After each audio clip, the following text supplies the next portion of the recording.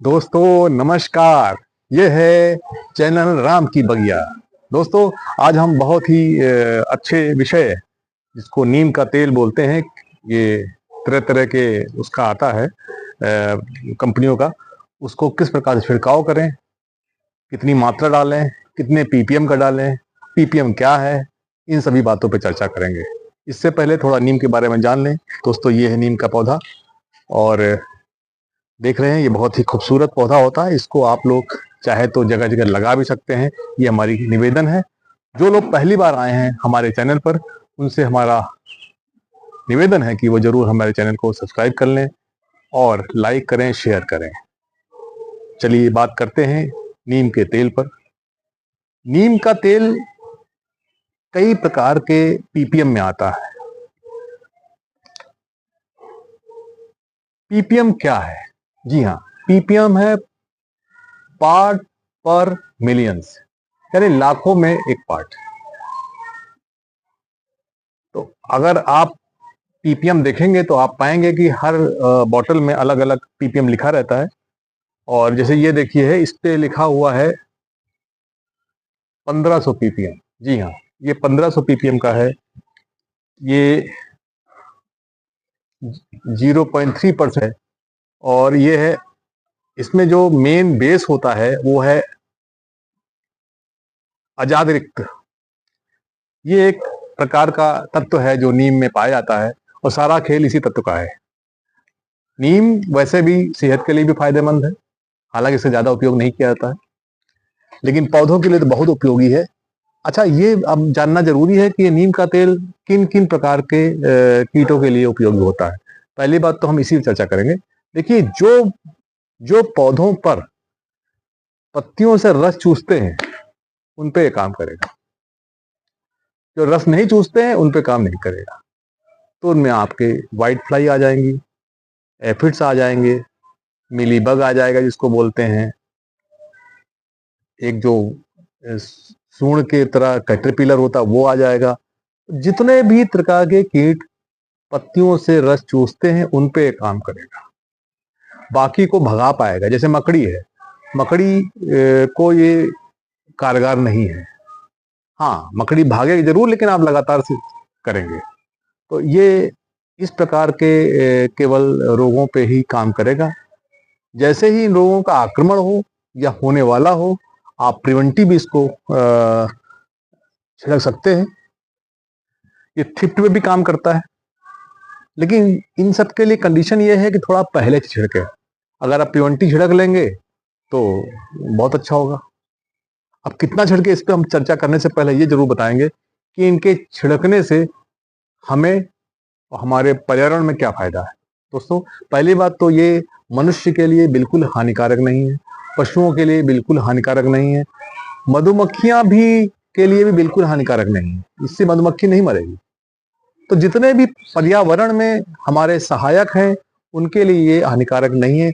इसलिए नीम का तेल किसान भाइयों से भी अनुरोध है कि इसका छिड़कें। हाँ, थोड़ा महंगा जरूर पड़ता है, लेकिन अगर आप अर्ली छिड़केंगे तो इससे इस तरह के रोग जो पत्तियों से रस चूसते हैं उस पर जरूर आप विजय प्राप्त कर सकते हैं।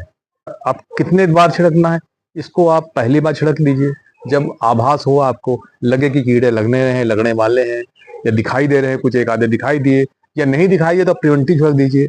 उसके 7 दिन बाद दोबारा छिड़किए और उसके 7 दिन बाद या 15 दिन के बाद छिड़किए। इस तरह से आपकी फ्रीक्वेंसी कम कर सकते हैं। और जब भी छिड़किए तो एक पौधे में मत छिड़किए, ये आपको सारे पौधों में छिड़कना पड़ेगा। ऐसा ना हो कि एक पे छिड़क गए बाकी छोड़ दिया। उससे क्या होगा कि जो कीड़े हैं वो दूसरे वाले प्लांट में चले जाएंगे और वहां जाके वो अपना भोजन है। ज्यादातर नीम का तेल, अगर जैसे छोटी छोटी आपकी पतली पतली पत्तियां आई हैं, और कीटों का सबसे बड़ा आक्रमण जो है पत्ती या नई पत्तियों पे होता है, तो आप नई पत्तियों आने के समय ही आप प्रिवेंटिव छिड़क दीजिए, तो आप देखेंगे हम बहुत आसानी से कीटों को अपने पौधों से बचा सकते हैं। तो ये तो हो गई बात। अब आ गई बात पीपीएम वाली। पीपीएम का फुल फॉर्म बता दिया, उसमें मैथमेटिक्स में जाने से कोई फायदा नहीं है। सामान्यतः 1500, जैसे इसमें 1500 लिया है, 1500 पीपीएम आया। तेल कितनी मात्रा डालें ये बहुत जरूरी है।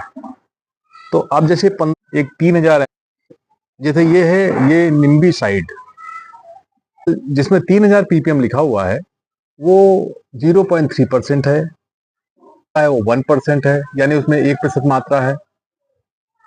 और जिसमें 3000 लिखा है उसमें 0.3% है। जैसे जैसे उसका ppm बढ़ता जाएगा, प्रतिशत बढ़ता जाएगा, यानी कंटेंट ऑफ नीम ऑयल वो इंक्रीज होता जाएगा। अब हमारे पास ये 1500 ml है और ये है 0.3% का, दोनों है। ये है स्टेन कंपनी का, मैं इसका विज्ञापन नहीं कर रहा हूँ, ये स्टेन कंपनी ऑर्गेनिक चीजें बनाती है। और आप ये देखेंगे ये ज्यादा पावरफुल है, ये कम पावरफुल है। तो 0.3% वाला, यानी जिसमें 3000 ppm है, उसकी आपको 5 ml लेनी है। ध्यान से सुनिएगा दोस्तों, 0.3% वाले की 5 ml आपको लेना है। और अब 1500 ppm वाला क्या करेंगे आप, इसकी 10 ml लेनी पड़ेगी आपको, डबल लेनी पड़ेगी। और अगर इसमें 0.3, अगर इसी में कोई 10,000 ppm का होगा तो उसमें आपको इसकी 1/3 लेनी पड़ेगी, 5 ml की 1/3। यानी इसको ऐसे एग्जाम्पल है, जैसे 0.3% वाला है, अब इसको ऐसे समझिए, 0.3% वालों को 15 लीटर वाले अगर केन है आपके पास, जिसमें कि इससे हम छिड़काव करते हैं, फॉर एग्जाम्पल उसमें हम 5 ml डालेंगे तो 15 गुणे 5 यानी 75 ml चाहिए होगी इसकी 75 ml होगी, 150 ml डबल हो जाएगी। ये है 1500 ppm की, और ये 3000 की है। और 10,000 वाले की, 10,000 में इसका 1/3, यानी जैसे ppm बढ़ेगा वैसे क्वांटिटी ml की कम हो जाएगी, ppm घटेगा, क्वांटिटी ml की बढ़ जाएगी। इसको ध्यान में रखना पड़ेगा आपको। तो हम 0.3% को बेस मान लें, 0.3% मतलब 3000 ppm वाले को बेस मान लें, जिसमें 5 ml चाहिए होती है। उसके हिसाब से हम आपके पास जो है अवेलेबल उसको आप दोस्तों, अब जैसे मान लीजिए कि आपके पास 10,000 ppm की एक नीम ऑयल आ गई, अब क्या करेंगे आप? अब 10,000 को आप 15 लीटर में डालना है, तो आप 3000 वाली 75 ml डाल रहे थे, 10,000 वाली 25 ml डालेंगे, यानी 1/3। 25 ml में ही काम चल जाएगा, क्योंकि उसकी पावर ज्यादा है, इसलिए उसकी क्वांटिटी कम हो जाएगी। इस चीज का आप लोग ध्यान रखिएगा।